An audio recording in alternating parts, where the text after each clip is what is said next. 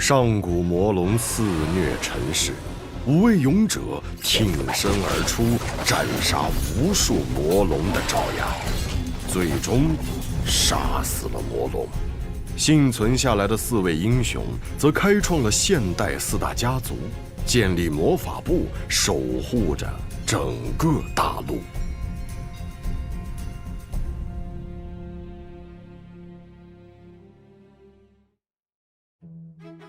奥伦呐，这个故事你都听了好多遍了，你不腻吗？不腻啊！5位勇者讨伐魔龙真是太帅了。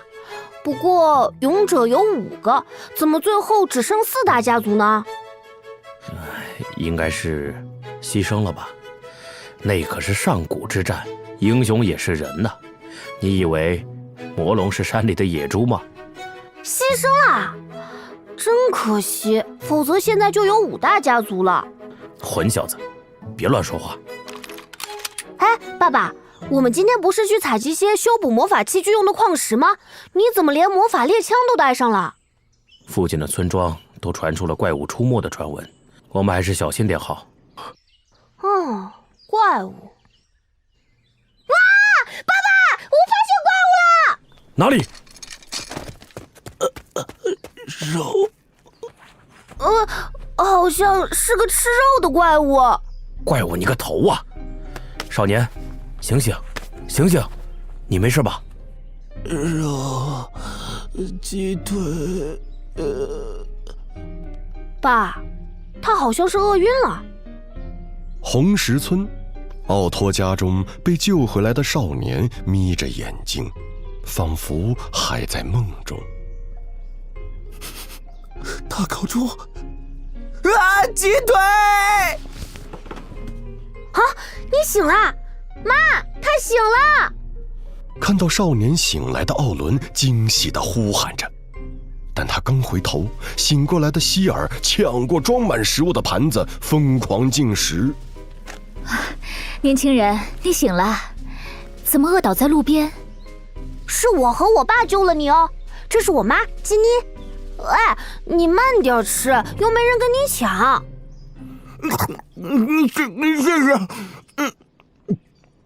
你叫我希尔就好了，我来自艾德村。金妮夫人，请问你知道雀灵之国吗？雀灵之国，好像听说它在很遥远的东方。我们红石村在最西边，而雀灵之国则是在最东边。想要到那里去，要横跨整个古利姆多大陆呢。奥伦还不快回来干活！哟，那小子醒了。突然跳出来的奥拉夫把奥伦吓了一跳，随后就被揪着耳朵拉走。总是偷懒，跟我回去，还好几件魔法器具要修呢。这是我丈夫奥拉夫，就是他们父子俩把你捡回来的。不嫌弃的话，在这里休息1天，明天再上路吧。谢谢你啊，金妮夫人，你们人真好。工坊里，奥拉夫父子正在认真工作。刚吃饱恢复了精神的希尔一脸好奇地走进来。奥拉夫大叔，你们这是在做什么啊？我们在维修魔法器具啊，我爸可是村子里唯一的维修匠。哦，维修魔法水晶石，我还是第一次见呢。魔法器具使用久后，作为能量供应的水晶石难免会破损，这时只要进行精心的修补，就能延长它的使用期限。我们红石村地处偏远，魔法部给的水晶石供给有限，所以大家的魔法器具有什么问题，都会拿到我这里修修补补，又可以用很长时间。哇，大叔，你好厉害啊！以你的技术，去那些所谓的大城市都可以过上很好的生活吧？一点小手艺而已，谈不上什么技术。红石村的大家也离不开我，总不能把他们丢下。奥拉夫，赶快帮我修一下！两人正说着，一位村民焦急地抱着魔法器具闯了进来。趁这个机会，奥托连忙拉着希尔跑出去。我们出去玩吧，别打扰爸爸工作。这小子又偷懒，怎么了，霍福德？你家的魔法洒水器又坏了？是啊，你看看，才修好没多久就又不行了。我不是怀疑你的手艺啊，只是最近太奇怪了。哦，最近大家的魔法器都坏得很频繁，是有些奇怪。这是能源水晶竟然被使用的只剩下粉末了，这损耗速度不对劲。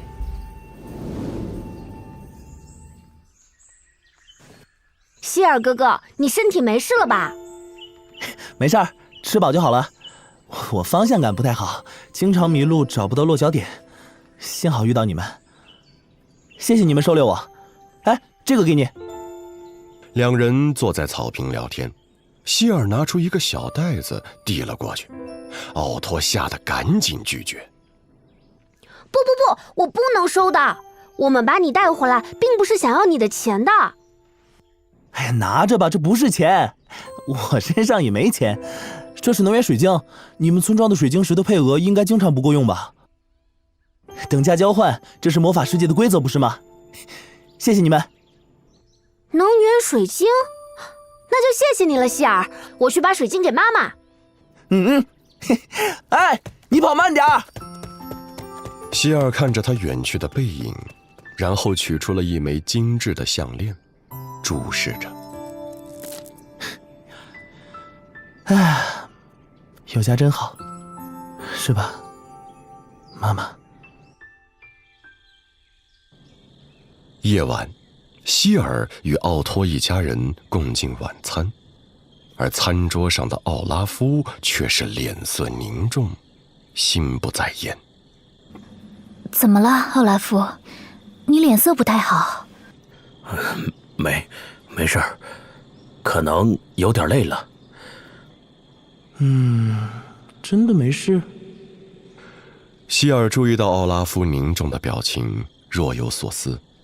夜晚躺在床上的希尔脸色凝重地望着天花板。怎么感觉有点不对劲儿啊？哎呀，算了，可能是我想多了。远处，在红石村一处偏僻的角落，一只硕大的老鼠双目猩红，朝着一台农用魔法机械扑过去，一口咬住镶嵌在机械上的能源水晶。锐利的牙齿狠狠地啃咬蕴藏在其中的能量。在老鼠的啃咬下，能源水晶蕴藏的能量迅速流失，而这只老鼠的体型也在疯狂膨胀，肌肉逐渐隆起，发出一声毛骨悚然的嘶吼。远处，刚闭上眼睛的希尔猛然惊醒。哇！救命！是怪物啊！快跑啊！好可怕的怪物！突如其来的喧闹把奥托一家人从睡梦中惊醒，众人匆匆跑出门外，看到的是惊慌失措的村民们，每个人都在拼命地奔逃。而就在这时，他们也看到了那所谓的怪物。是老鼠，好大的老鼠啊！这就是传闻中的怪物。巨大的变异老鼠屹立在村庄中央，手上抓着一名幼小的小女孩，这是他捕获的食物。等等，他手上抓的是富尔基的小女儿。该死！我去救他！你们快逃，去附近的城镇找魔法部分会的魔法师帮忙。大叔等等，我可以。希尔还想说些什么，远处的变异巨鼠已经张开血盆大口，试图把手中的小女孩吞入腹中。然而就在这时，轰然一声巨响，巨大的火球炸开，将老鼠震得哀嚎了一声。那是奥拉夫的魔法猎枪。该死的东西，快把杰弗尼放了！似乎被激怒的变异巨鼠仰天长啸，把杰弗尼向空中一甩，同时向着奥拉夫扑了过来。杰弗尼！没有太多战斗经验的奥拉夫被杰弗尼吸引了注意力。愣住的瞬间，变异巨鼠扑到面前，血口大张。下一刻，鲜血四溅。那是变异巨鼠被斩断的爪子。挡在奥拉夫面前的是匆匆赶来的希尔，还未散开的魔法光芒蒸发了洒落的血水，怀中抱着被抛出的小女孩。哎，大叔啊，你至少听我把话说完啊！对付小小一只老鼠，根本不需要找什么魔法师。杰弗尼，到我这儿来！众人被突然现身的希尔吓了一跳，但只来得及送走小女孩，受创的变异巨鼠便疯狂地再次扑了过来，力量之大，甚至踩碎了地面。希尔，小心！我说了，这是一只老鼠而已。面对呼啸而来的恐怖巨鼠，希尔从容不迫地掏出2枚能源水晶。无垠之水，狂乱风息，凝聚无间，歼灭眼前之敌。狂风呼起，紧随着是幽蓝色的水光伴随而来，凝聚在希尔手握的长刀上。失去理智的变异巨鼠疯狂地扑过来，一双巨爪踏碎大地，高高跃起。但迎接他的是希尔蓄力多时的一击。混合魔法，冰轮枪！轰鸣巨响中，变异巨鼠被幽蓝色的光柱贯穿胸口，连同四肢一同被吞没，最终化作一个巨大的火球，冉冉升起。次日清晨，朝阳升起，恢复往日祥和的村庄，众多村民簇拥着拯救了村子的英雄。真的这么快就要走了吗？再住几天吧。谢谢你救了我们的村子。不客气，一只老鼠而已。听基尼说，你要去血灵之国。是啊，现在吃饱有力气，也该动身了。这个给你，血灵之国路途遥远，应该用得上。奥拉夫递给希尔一个腰包，刚一接手，希尔就认出了这东西。这是空间储物器吧？太贵重了，我不能收。就当是你救了村子的谢礼吧，这是我年轻时的作品，要好好使用啊。谢谢你，大叔。那么我就收下了。有空常回红石村看看。一定要回来找我玩哦，希尔哥哥。啊，我一定会的。再见。这是一个充满魔法的神奇世界，而少年的旅程才刚刚开始。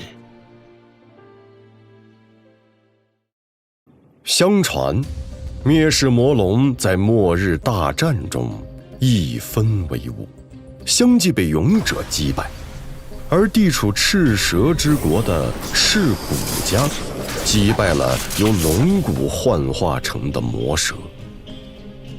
大蛇死后，被赤骨家家主埋在地下，以其为地基建造了赤蛇之国，并留下遗训，令其赤骨家血脉世世代代镇压魔蛇。赤骨家也因此成为了当今4大家族之一，统领着人类社会，繁荣昌盛。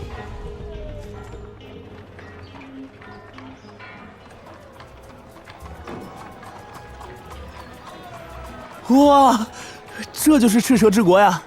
不愧是4大家，和我家的小村子就是不一样。刚来到赤蛇之国的希尔激动地四处张望，看着繁华的都市，这对他而言是从未见过的新世界。哦，新型的魔法装备，哦，是没见过的魔法载具。滚开，滚开，都给我滚！就在希尔正兴奋地游览城市的时候，一阵喧哗声从街道的另一端传来，人群发出阵阵尖叫，还有一道嚣张的笑声。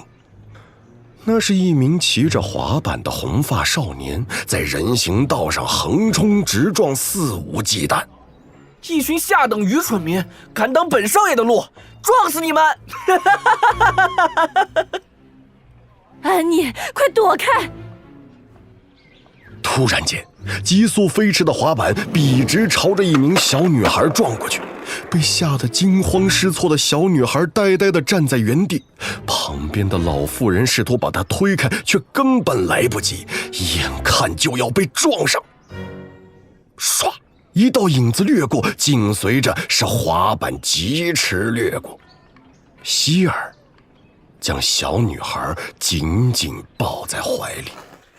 呀，还敢在本少爷面前救人？记住你们了，等死吧！奶，安妮，你没事吧？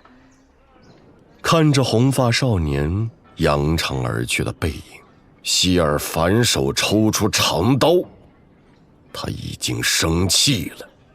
混蛋，连这么小的孩子都不放过，还敢威胁我！看我的！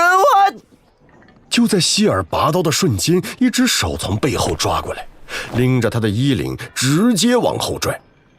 那是他刚刚救下的老妇人，一手抱着小女孩，另一只手紧紧拉着希尔。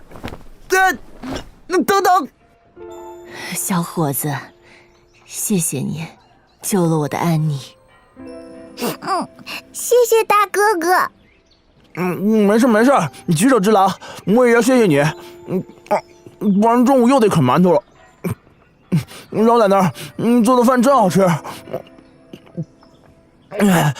不过，为什么要拦着我？我只要一刀就能把那个混蛋红毛砍下来。小伙子，你是刚来赤蛇之国吧？今天那个人叫赤谷祥太，是赤谷家族的嫡系子嗣。赤谷家，原来是四大家族的人。上古时代，4位英雄在讨伐了魔龙后，得到了一种特殊的龙血水晶。他们吃下龙血水晶，成为拥有异能的天赋者。4大家族也因此建立，赤谷家就是其中之一。普通人使用魔法，就必须要依靠能源水晶，但天赋者体内具备魔力循环机制，不需要借助任何能源水晶。他们依靠血脉传承，现在赫赫有名的天赋者、魔法部里的高级魔法师，都是4大家族的后代。只是，随着世代的交替，血统增强或者减弱，4大家族也会出现无法继承天赋的后代，觉醒天赋的概率降低了许多。敢这样胡作非为？难道那个红毛男也是天赋者？不，赤蛇祥太并非天赋者，他是赤谷家家主最小的孙子，备受宠爱。在得知自己是非天赋者后，反而因为对自身的缺陷，更加憎恨我们这些普通人。他这样做，难道就没人阻止他吗？唉，赤谷祥太是尊贵的赤谷家子嗣，谁敢阻止啊？今天我们虽然逃过一劫，但招惹了他，以后肯定会被报复的。小伙子，你还是赶紧离开吧，免得被我们连累。奶奶，赤谷家的子嗣就能这么霸道吗？深夜，屹立在都市中央的赤谷大宅门前，寂静无人。希尔背负长刀，眺望着门前悬挂的赤谷家徽记。赤谷祥太，所谓的赤谷家尊贵子嗣，如此肆无忌惮地祸害民众，我必须给他一个教训，不能让他再去报复金妮跟他奶奶了。并且，不仅是赤谷祥太，还有妈妈留给我的遗物，与赤谷家的族徽如此相似，两者之间究竟隐藏着什么秘密？这些，或许都能在这里找到答案。做出决定的希尔脚下发力，纵身一跃，如同利剑般朝着赤谷大宅的高墙跃起。但人在空中却像是撞上了一层无形的壁垒，砰然一声巨响，整个人摔落在地。紧随着是如波纹般荡漾的魔法结界在他面前缓缓浮现。嘿，等，竟然是魔法结界，不愧是4大家族嘛。哼，但是区区一个魔法结界，怎么可能难得到我？看我的混合魔法，屏障万劫！4枚不同属性的能源水晶紧握在手中，霎时间，强烈的魔法光辉在希尔手上绽放，化作巨大的火光。原本坚固的无形结界直接被炸开一个巨大的豁口，让希尔轻松越过。嘿嘿，魔法结界不过如此，轻轻松松就进来了。就在希尔踏入赤骨大宅的瞬间，警铃声响彻夜空，下一瞬间，空气被撕破，恐怖的戾气疾驰而至，千钧一发之际，希尔挥刀斩断，将这枚袭来的戾气斩落尘埃，同时目光锐利地眺望着远处的阴影。谁？给我出来！多少年了，有人竟敢闯进赤骨家。不过也好，无论你是谁，你的生命都走到尽头了。今天就让我尝尝鲜活的血肉。赤骨家暗杀小队，柴田八犬卫参上。擅闯赤骨大宅者，杀无赦！希尔看着面前5头抱团登场的柴犬，一脸茫然。柴犬？赤骨家的护卫怎么是狗？深夜，幽暗深邃的赤骨大宅在沉寂中惊醒，锐利的飞镖从4面8方袭来，逼得希尔只能不断躲闪。紧随着5只变异柴犬呼嚎着扑了过来。怎么回事？赤骨家怎么会有这么多狗？破坏结界，擅自闯入赤骨大宅，妄图刺杀伟大的赤骨家族，颠覆赤蛇之国。哼，卑劣的刺客，你已经被包围了，死在这里吧！刺杀赤骨家，颠覆赤蛇之国？什么呀？我只是来找赤骨祥太的。刺杀的目标竟然是祥太少爷，明白了，杀了他！擅闯蛇骨家，杀无赦！队长，我能咬他脖子吗？这群柴犬摆出一副识破了希尔意图的姿态，疯狂地围了上来，利爪与长刀的碰撞激起大片火花。好强的力量！但是你们这些柴犬，至少先好好听我说完啊！我来找赤骨祥太只是为了……不用狡辩了，乖乖把命留下。这赤骨家难道是专门养狗的？这几条柴犬不仅能说话，而且这力量也不对劲。放弃挣扎吧，别想逃跑！队长，我好像咬到了一嘴的沙子！蠢货！现在是战斗的时候，别想着吃！被赤骨家的柴犬团团围住，战斗的动静越来越大。希尔眼看已经解释不清楚，干脆从背包里掏出2枚能源水晶。这样下去，只会引来更多的人。不管了，先逃出去再说。混合魔法，土和沙木。 2枚能源水晶相互碰撞之下，在希尔的操控中爆发出强烈的魔法光辉，进而化作漫天沙尘，轰然腾起。卑鄙的人类！竟然还会使用魔法，但也不过是垂死挣扎而已。一起上，不能让他打扰到大人们。是。 到嘴边的肉绝对跑不了！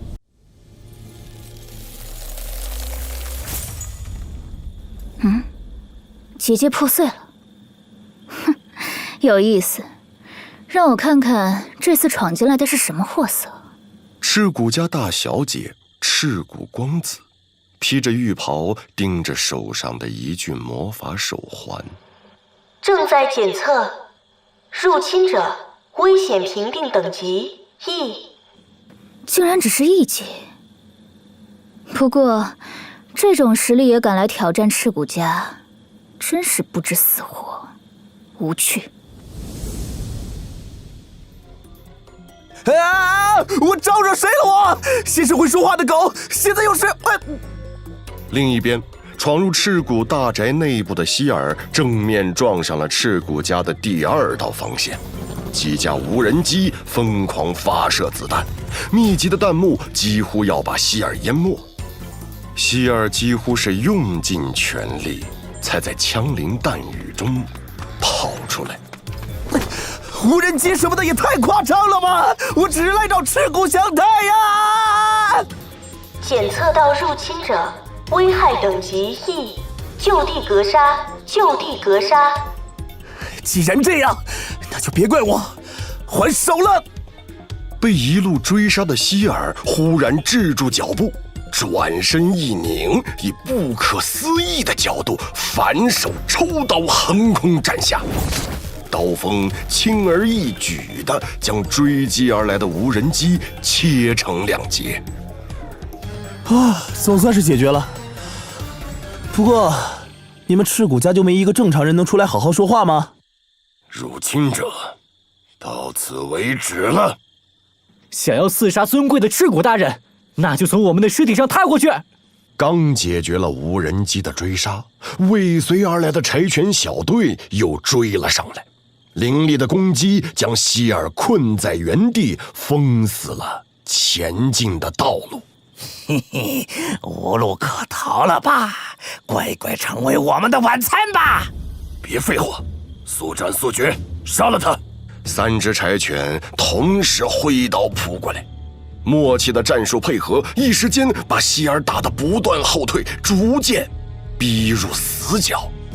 你是我见过最傻的闯入者，这点实力就敢来这里，你死定了！可恶，是你们逼我的！混合魔法，3重岩爆！被柴犬们逼急的希尔再次掏出3枚火焰属性的能源水晶夹在指尖，下一刻，剧烈的魔法火焰轰然炸开，巨大的火光点亮了夜空，整座赤骨大宅都在爆炸中震动。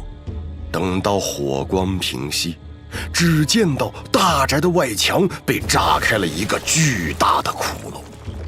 追击的柴犬小队艰难地从烟雾中爬出来。肉又跑啦！万恶的人类！队长，你没事吧？王，是我们轻敌了，但大宅内还有女仆们看守，这个小贼无论如何都死定了。发梢还滴着水的赤骨光子从浴室走出来，眉头微皱地盯着正在发亮的手环。刚才那一声爆炸，他也听见了。哼，那些柴犬真是越来越废物了，连一个1级都能在赤骨大宅里闹出这么大动静。算了，还是让我出手，就当是睡前运动。魔法占据7。赤骨光子刚抬起手，突然一声巨响，在他惊愕的注视下，希尔撞开房门飞了进来，将他扑倒在地。希尔同样没反应过来发生了什么，双手撑地，以一种奇怪的姿势茫然地盯着身下的赤骨光子。两人四目相对，一时间陷入了怪异的沉默。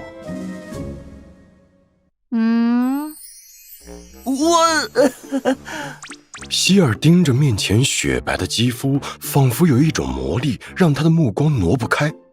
刚刚洗完澡的赤骨光子穿着单薄的衬衣，衣领微微敞开。不好意思啊，我不是故意的。赤骨光子的脸颊红得好像要滴血，而羞涩逐渐褪去，取而代之的是汹涌的怒火。你小子在看什么呢？给我去死！魔法火光漫天纷飞，来势汹汹。希尔猝不及防地被这强大的力量弹开，撞在了满是裂痕的走廊墙壁上。哇，好痛好痛！这女人到底是谁啊？下手也太狠了啊！好疼！魔法火焰烧灼过的地面灼热无比，而赤骨光子已经站起身，目光冷冽地盯着他。这女人什么来头？下手未免也太狠了。魔能武装，加载。赤骨光子手腕上的魔法手环散发出诡谲的紫色能量光芒，缠绕在赤骨光子身体周围，转眼间便形成了一套魔能武装，四周有烈焰环绕。竟然是魔能武装！卑劣的入侵者！今天的事儿完全是误会啊！我真的不是故意的，弄坏的门我照价赔偿。我们坐下来好好说。舞刀弄枪的多危险啊，大姐！大姐，看来你是真的活腻了。赤骨光子冷冷笑着，举起了手中的剑，霎时间烈焰汹涌。烈火一式，斩空烟舞。沾染烈焰的长剑把希尔逼得仓皇闪躲，但相比于这些，他更加在意对方身上的异常。不用能源水晶就能使用魔法，这就是传说中的天赋者吗？哼，竟然能躲过我的剑，还有一点能耐。那就再试试业火二式，混合魔法，红莲十字，炎风壁。凭空升起巨大的岩壁，挡住了烈焰熊熊的十字斩，化作一团团黑烟和吐血。这种魔法强度很强，难怪门口的狗儿没能收拾你。虽然只是1级，但使用能源水晶的方式却很特别，哼，有点意思。看来我得动真格了。哼，好吧。本来不想用这一招，但这都是你逼我的，让你看看我真正的力量。混合魔法，小烟球。砰然腾起的烟雾遮蔽了视线，刚准备迎战的赤骨光子愣在原地，一下子没反应过来。趁这个机会，希尔早已经溜走了。这么可怕的女人，谁跟你打呀？赶紧走，赶紧走！你这个混蛋，别想跑！赤骨家深处，暗室内，一位老者被深夜里的异响惊动，脸色微沉。灵，发生什么事了？族长大人，有1级入侵者闯入大宅，护卫们已经去处理了。1级，让他们尽快解决。遵命，族长大人。此时在赤骨大宅内，已经握住长刀的希尔脸色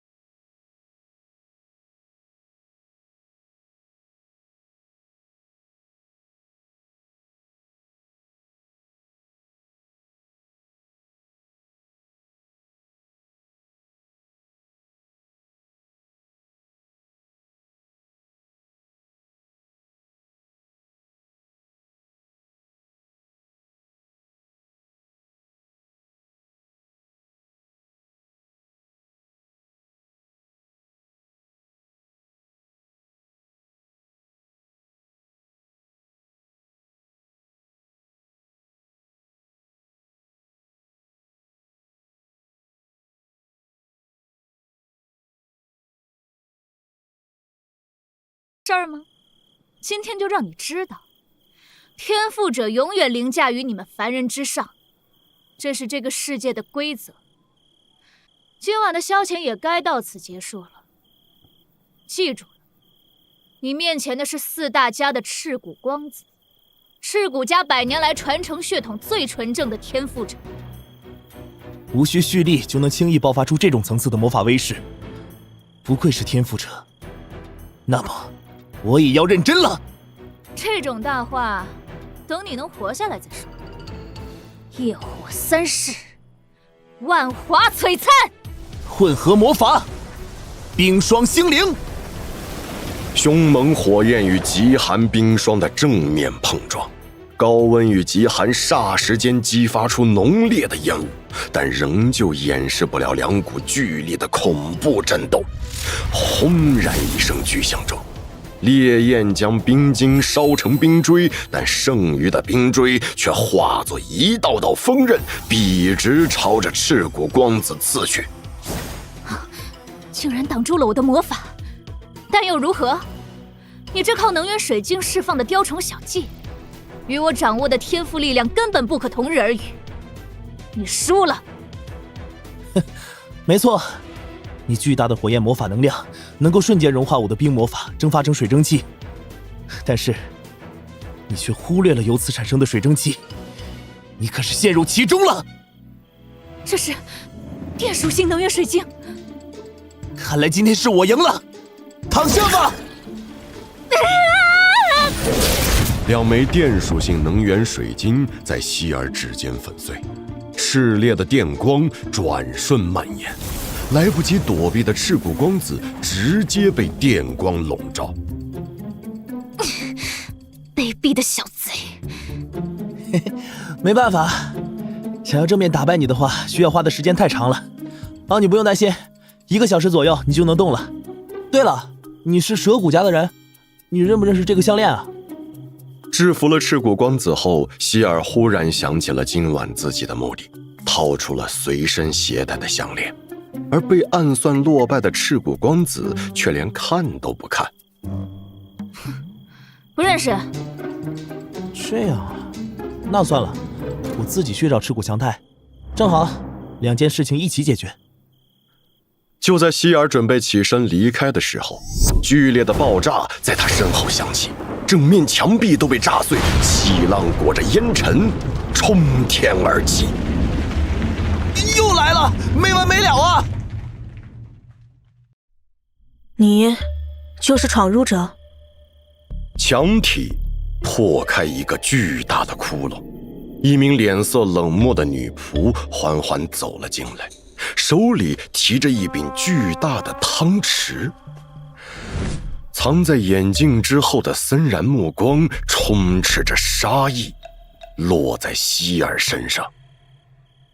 这又是什么？嘿嘿嘿嘿，找到你了，这次别想跑。就在希尔还在看着这位神秘女仆的时候，旁边又传来一阵急促的脚步声，那群柴犬追上来了。灵，给我抓住这个卑鄙小贼！遵命，大小姐。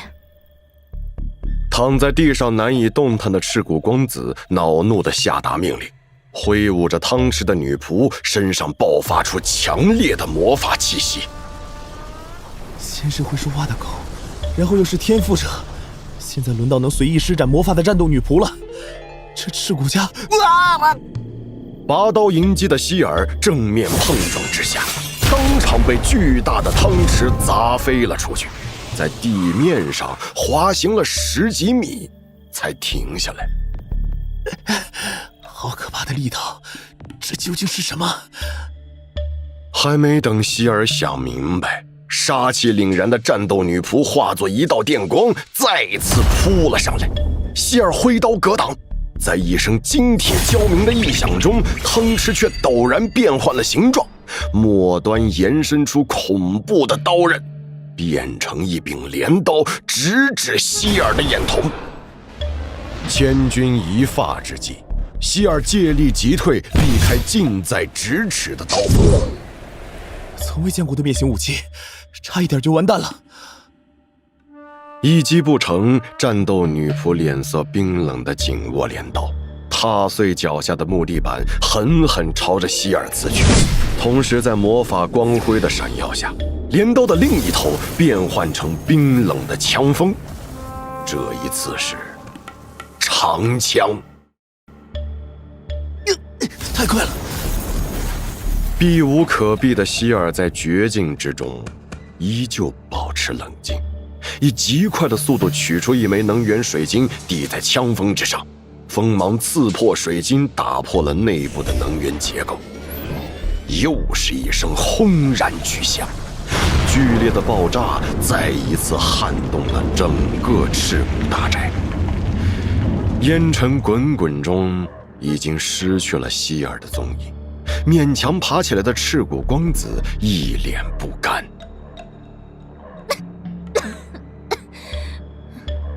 又是这种卑劣的手段，该死的小贼，一定要抓住他。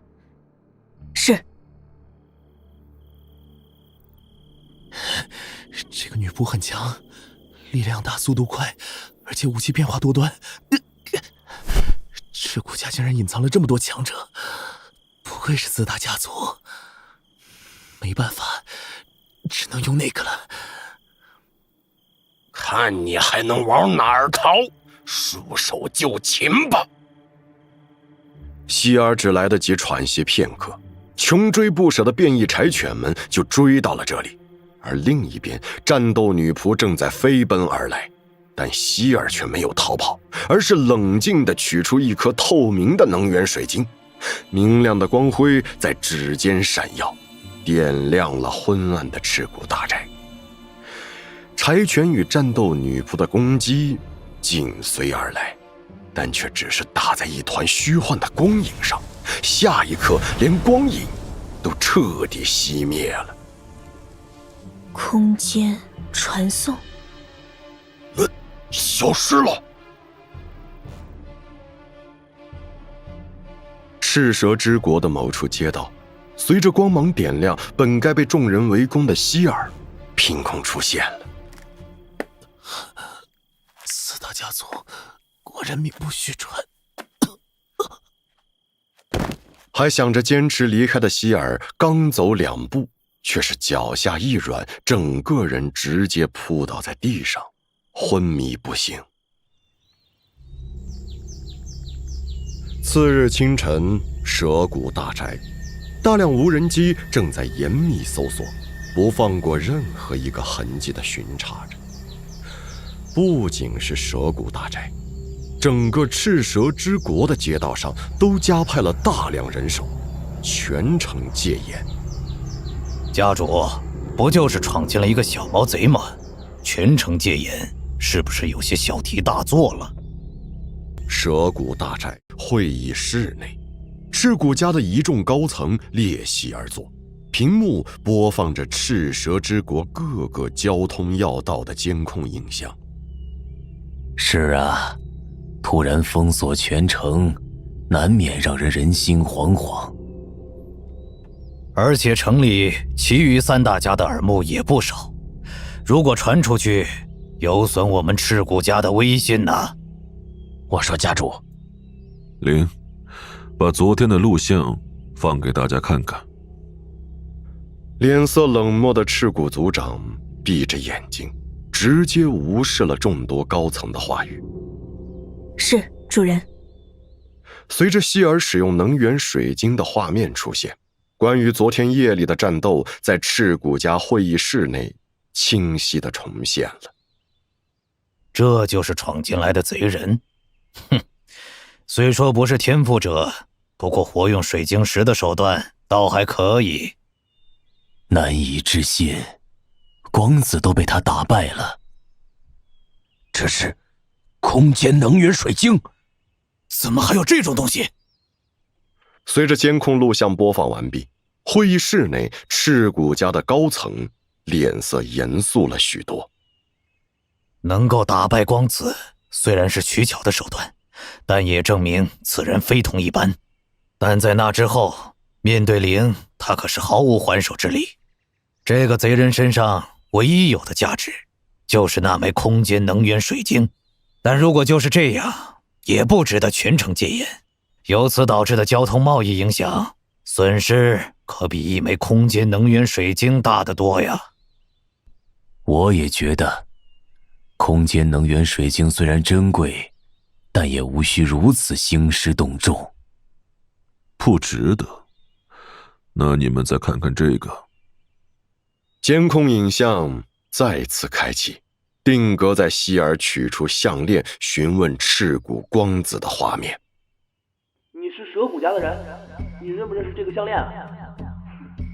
不认识。等等，这东西，这是……不可能！大量无人机在空中盘旋，古老森严的赤谷大宅此时气氛凝重，空气中充斥着无形的压迫，几乎让人喘不过气来。监控影像里的神秘项链，则是这一切的源头。这个东西，当年不是应该已经……不可能，他不是天赋者，就凭这个徽记也不能肯定。够了，老四！无论他是不是，哪怕只有一点可能，我们都要除掉，否则我们四大家族这么多年以来的努力将会付之东流。现在还有谁对全城戒严有意见吗？赤谷大宅的一处房间内，结束了会议的老者取出了一个封存多年的木盒，他轻轻打开木盒，里面躺着的是一张陈旧的相片，那是5个年轻人的合影。对不起，但我不能。无论你是否原谅，我都愿意承担一切。指尖燃起烈焰，将照片点燃，火光映着老者的眼眸，眼中的温情不在，取而代之的是冰冷的杀机。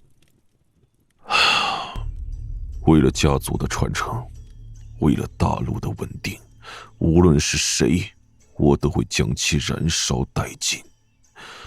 银蛇小队，在。老者握着赤蛇权杖，几道身影迅速现身。为首的是昨夜与希尔交手的那名战斗女仆，身旁几人全都是同样的装扮。不惜一切代价把那个男孩抓回来。是，不过是否要活捉？不论生死。奶奶，我出去玩啦！别跑太远啊，要注意安全。昨天被希尔救下的小女孩蹦蹦跳跳地推开门，却是咚的一声异响，低头见到的是躺在地上脑袋被撞起一个包的希尔。奶奶，是昨天那个大哥哥。头好痛，我这是在哪儿？你醒了，你受了伤，我给你简单处理了下。大哥哥，这里是我家，你现在感觉怎么样？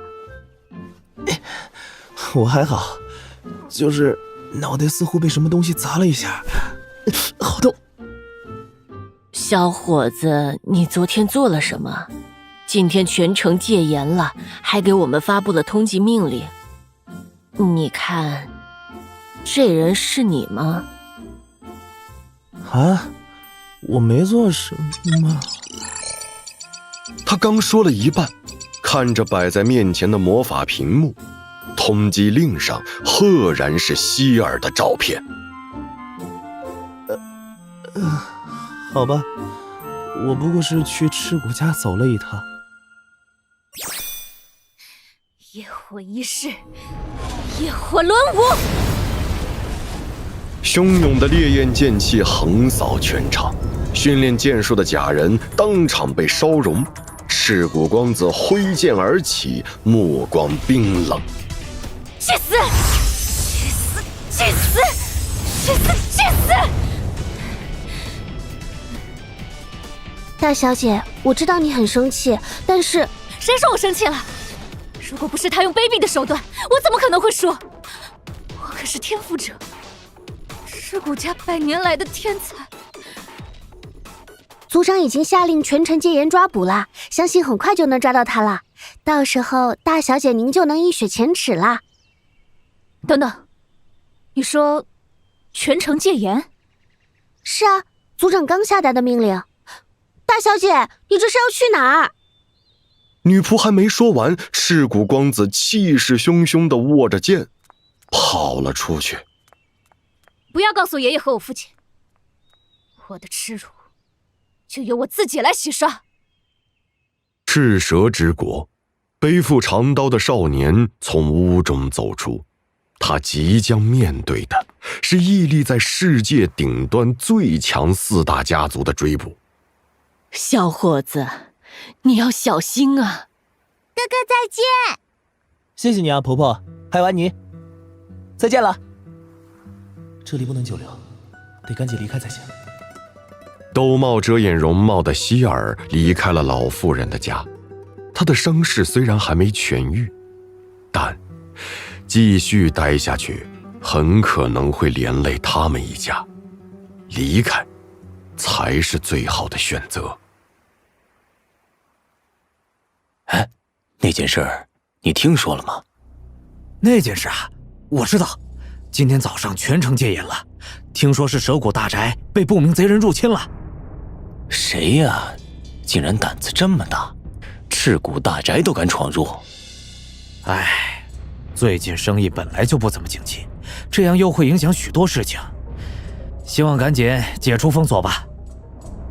也不用太担心，以赤骨家的手段，应该很快就能抓到。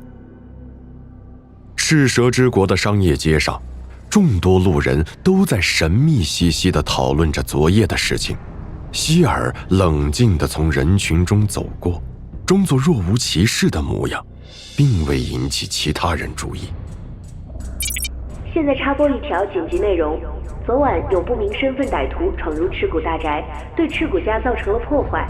现在全城已进入戒严状态，如市民发现歹徒信息，请立即与赤骨家警卫队联系。这时，街道两侧的高楼广告屏亮起，上面播出的紧急通告画面赫然是希尔在战斗时的模样。就是这个人，看起来也不怎么厉害啊，居然敢闯入赤骨家。这身伪装还可以，暂时应该没人能发现。不过赤骨家手段真狠呐！啊，那是魔法专卖店。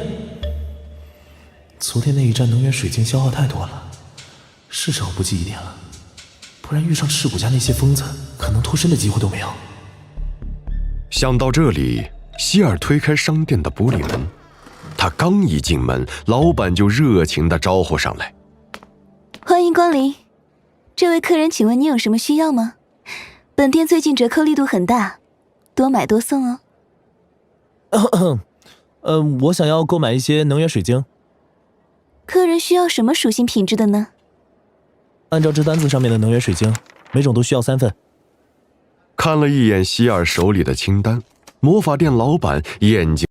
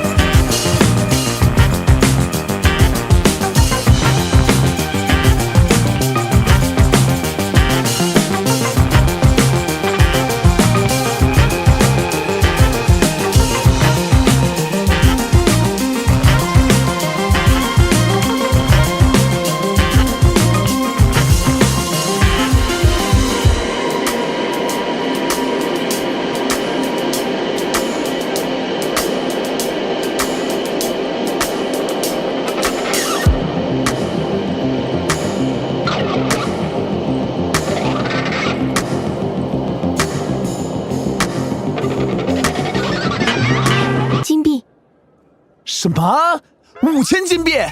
你还说便宜卖？哎呀，你别嫌贵，这可是稀有的上古魔法造物。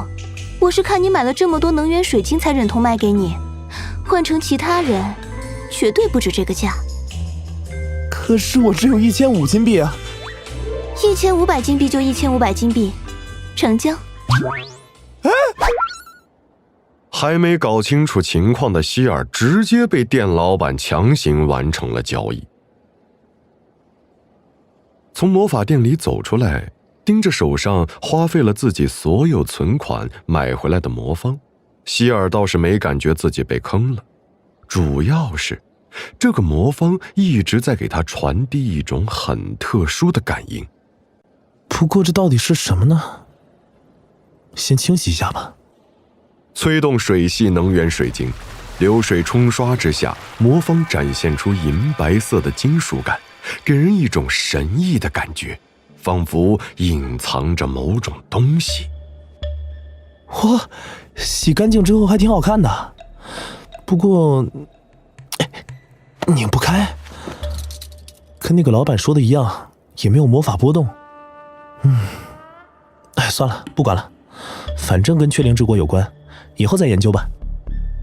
现在不是纠结这个魔方的时候，希尔没继续浪费时间，将魔方丢进储物袋中。而在他看不见的储物袋内部，魔方直直下坠，在某种无形力量的牵引下，与龙骨项链轻轻碰撞，两件物品在这一瞬间尽数被点亮，神异的光辉萦绕不止。最近蛇谷之国真的是人心惶惶啊！刚出那事儿不久，现在赤谷大宅又被入侵了。那是，你是说有人莫名其妙失踪的事吗？走在商业街上，希尔听到失踪二字，不禁停下了脚步，侧耳倾听。是啊，听说最近人口失踪越来越频繁，而且附近也频繁出现变异体的报告。唉，也不知道魔法部的人在做什么，这么多事情也不见他们出来做事。这个我倒是有些消息，不仅是我们这里出事，我听朋友说，最近很多村庄都受到了变异体的袭击，魔法部那些大人物根本忙不过来，没看到赤蛇之国都多了很多来这里避难的人。怪不得最近见到很多外来者。悄悄跟你说，千万别告诉别人，有人在瓦格兰工业区看见了。啊？你说什么？变异体就是从瓦格兰工业区跑出来的？嘘，闭嘴！你不想活了？瓦格兰工业区跟赤谷家的关系你不知道？再乱说，我们都会惹上大麻烦。遇袭的村庄，变异体从工业区跑出来，赤谷家，或许在那里我能找到答案。瓦格兰工业区，在躲过赤蛇之国严密的搜查后，希尔悄然抵达了这座颇负盛名的工业区。哇，这就是瓦格兰工业区。如果说那些袭击村庄的变异体就是从这里跑出来的，那么赤谷家究竟在谋划着什么？就在希尔打量整座工业区，思索着从哪里入手探查的时候，在他身后的角落处，一道人影悄然现身。那是赤谷光子。卑鄙小贼，这次我要让你知道羞辱我的代价。瓦格兰工业区高大巍峨的建筑外表，到处都是巨大的钢铁机械。希尔站在地面，仰望着面前巨大的工业聚合体，不免心生感慨。这种地方无论怎么看都是赤蛇之国的工业重地，赤谷家再怎么乱来，应该也不会任由变异体在这种地方生长吧。不过保险起见，要不进去看？烈火一式！就在希尔迟疑的片刻，熊熊烈焰在身后燃起，化作巨大的剑光迎面斩来。烈火轮舞！一直保持警惕的希尔侧身避开，感受着灼热火焰在自己面前燃烧。